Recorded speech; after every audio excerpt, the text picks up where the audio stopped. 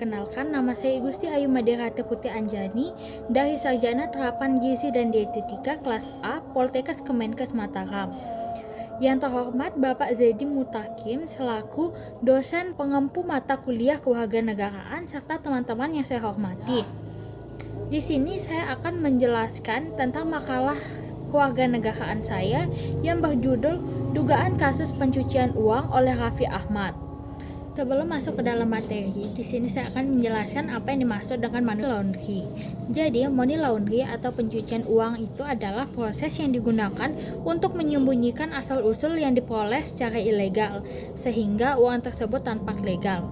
Proses ini biasanya melibatkan 3 langkah utama. Yang pertama ada placement atau penempatan. Tahap awal ini di mana uang hasil kejahatan dimasukkan ke dalam sistem keuangan.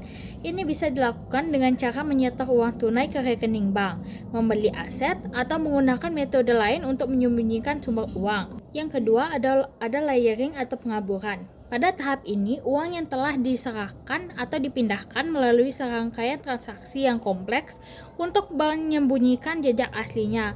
Hal ini sering melibatkan transfer antar rekening bank di berbagai lokasi, baik domestik maupun internasional. Yang ketiga, ada integration atau integrasi.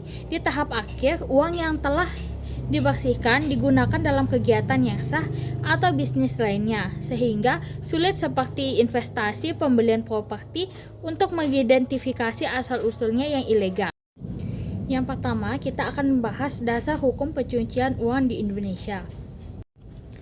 Yang pertama ada Undang-Undang Nomor 8 Tahun 2010 tentang Pencegahan dan Pemberantasan Tindak Pidana Pencucian Uang atau UU TPPU.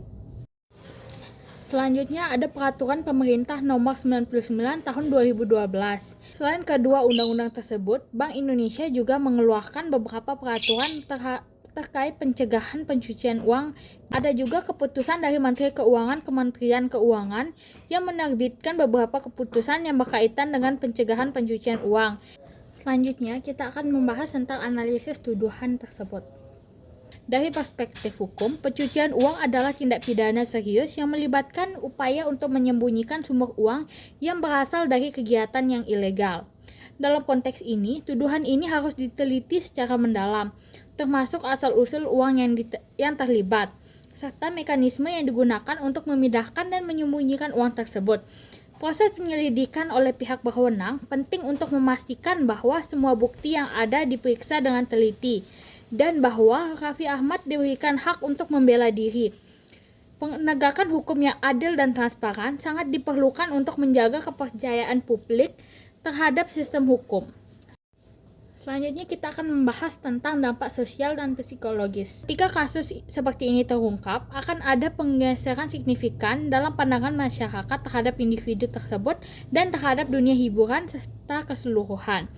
Masyarakat bisa merasa kecewa dan bahkan merasa dikhianati yang dapat menyebabkan mereka mempertanyakan integritas dan moralitas selebriti.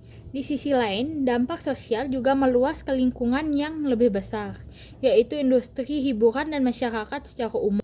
Dari sudut pandang psikologis, kasus pencucian uang ini dapat memiliki dampak yang signifikan terhadap mental dan emosional masyarakat. Rasa marah, frustasi, dan bahkan kebingungan seringkali muncul di kalangan penggemar yang merasa dikhianati oleh idola mereka. Selebriti seperti Raffi Ahmad yang telah membangun citra positif dan menjadi bagian dari kehidupan banyak orang bisa menyebabkan reaksi emosional yang kuat ketika terlibat dalam skandal. Selanjutnya kita akan membahas tentang respon hukum dan respon sosial.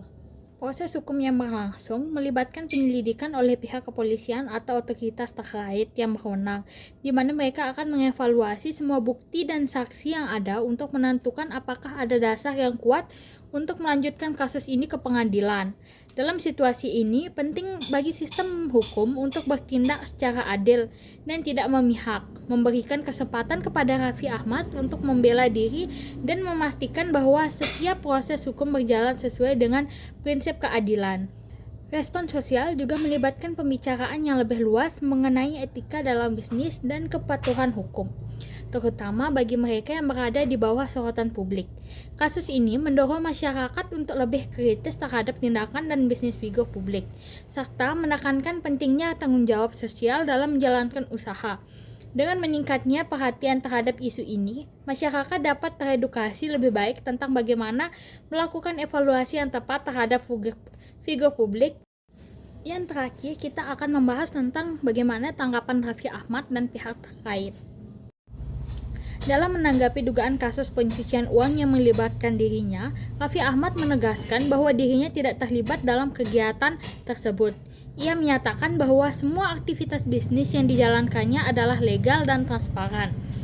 Raffi juga meminta kepada publik untuk tidak terburu-buru menilai dan berharap agar pihak berwajib melakukan investigasi secara objektif. Pihaknya berkomitmen untuk bekerja sama dengan aparat hukum demi membersihkan nama baiknya dan mempertahankan integritasnya sebagai public figure.